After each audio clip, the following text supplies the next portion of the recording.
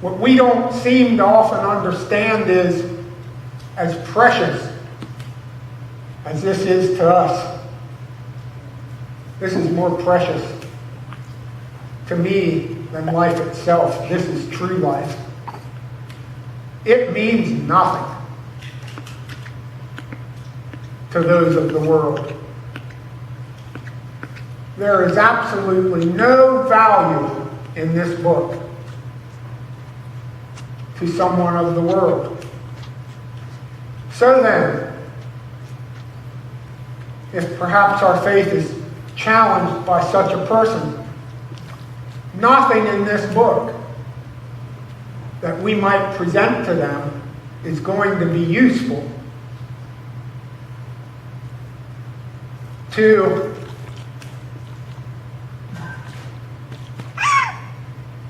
explain to them the reason for our hope and our faith.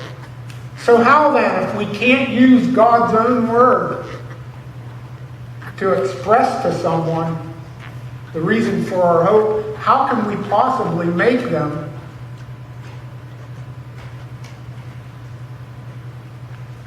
or intrigue them enough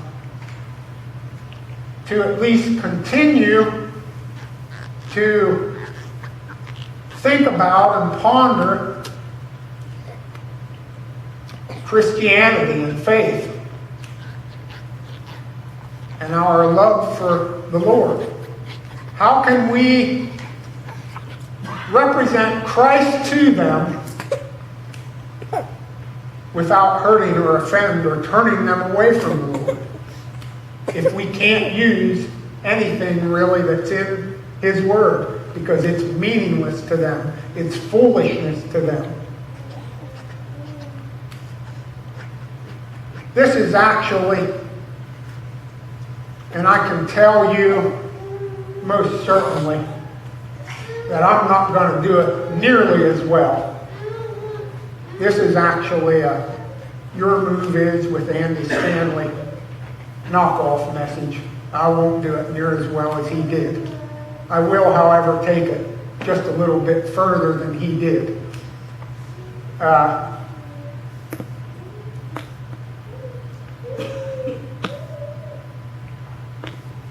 We are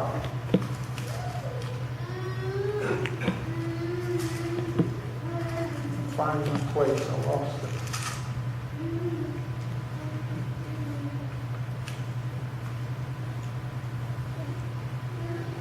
We are to give a reason for that leaves us with a clear conscience that we did not turn someone farther from the Lord than they were to begin with. And that's a difficult thing to do, because as I alluded to, we can't do it with His Word. This is meaningless to them.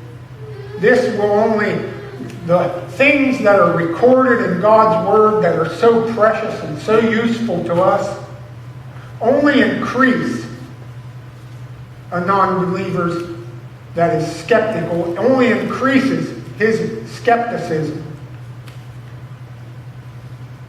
Quite understandably, because there is so much in this book that we ourselves cannot explain.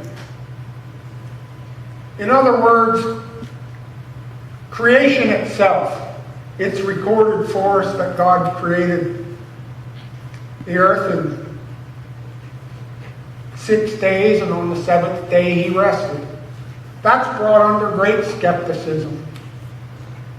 In fact, people who are much smarter than me believe that not only was that not possible, but they believe, geologists believe, that the evidence is there that Earth was created over eons of time.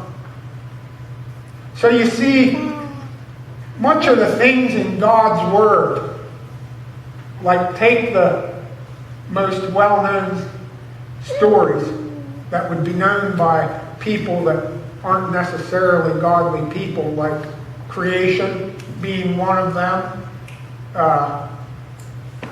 the flood being another, the crossing of the Red Sea being another. Just take those three that people use in their skepticism towards faith in God and towards what's recorded in this book that we place so much value on. There is no way for us, even as Christians, to explain the mechanics of how those things worked, how God created the earth as it's recorded in His Word. I know it to be truth, and you know it to be truth, and nothing can sway you from that truth. But it's extremely difficult for us to express anything in this book as truth to a non-believer because we ourselves can't explain the mechanics of how those things happened. We can't explain the mechanics of how God created this world in 6 days. I just know He did it. And there's no doubt in me. And we can't explain how Noah put all those animals on that ark, and not just that, built it before he done so, and then the floods came, and you know the whole deal. We can't explain the mechanics of how that was possible. We simply can't. And the parting of the Red Sea, that the Israelites crossed on dry land, and then the Egyptian army was drowned by the waters. We can't explain the mechanics of how those things happened. The disciples, they had this same problem as they tried to express Christ to others. I mean, they were with Christ. They seen many of His miracles firsthand. But it meant nothing to the skeptical unbelievers that they met for them to say, well, we were there and we saw it.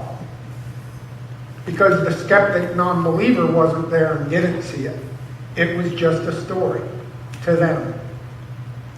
Just like all of the things in this book are just a story to the non-believer.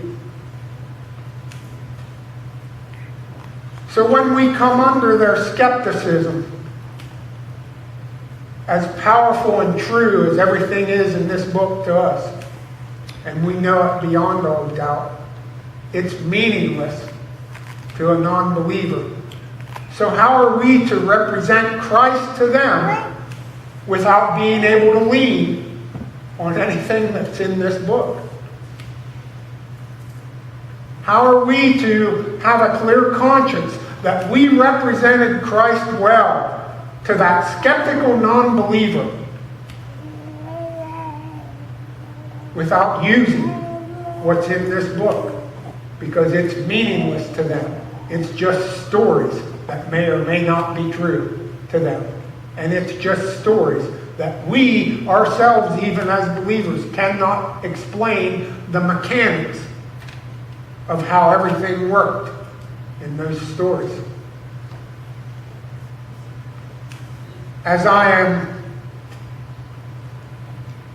duplicating a message not of my own, but Andy Stanley's, his answer to the skeptical non-believer that we are to give as the reason for our hope is simply this: Jesus lives. And he went on to express how the disciples used Jesus as an example or as the reason for their hope in Him in this way. They had been with him. They had seen the miracles from the very first one of turning the water into wine. They had seen the lame healed that they might walk, the blind healed that they might see. He had seen the hungry fed with little to nothing and an abundance left over to gather up. They had seen all of the miracles that Jesus performed, and not only that, Jesus had at times given them the power to heal and perform miracles. But all of those, if the disciples expressed those to a skeptical non-believer, were just, again, stories. They could say they were there, but the skeptical non-believer perhaps wasn't. So it was just another story that could not necessarily confirm for them or express to them the reasons for the disciples' hope in this Jesus and their faith in him. However, the reality that he lives became more useful to the disciples, because not only did they see the miracles that he performed, every one from the first to the last, because they had been with him, Jesus' life was more powerful to them as a testimony to their, or a reason for their faith, because they had seen him die on the cross and laid in the grave, and then seen him again after his resurrection. So the reason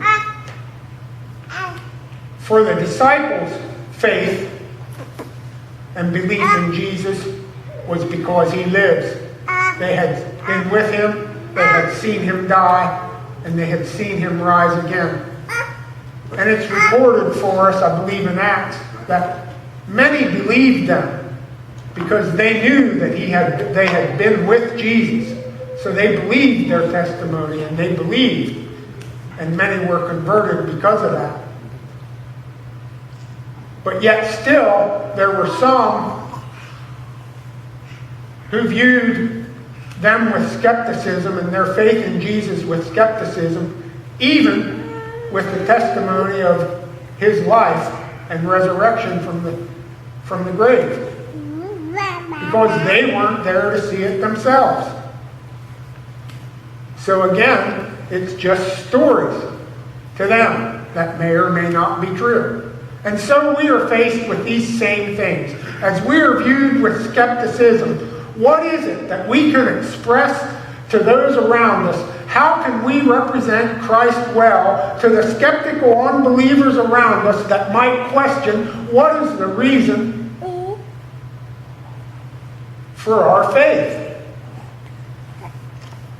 It's important that we have an answer that doesn't turn them farther from the Lord.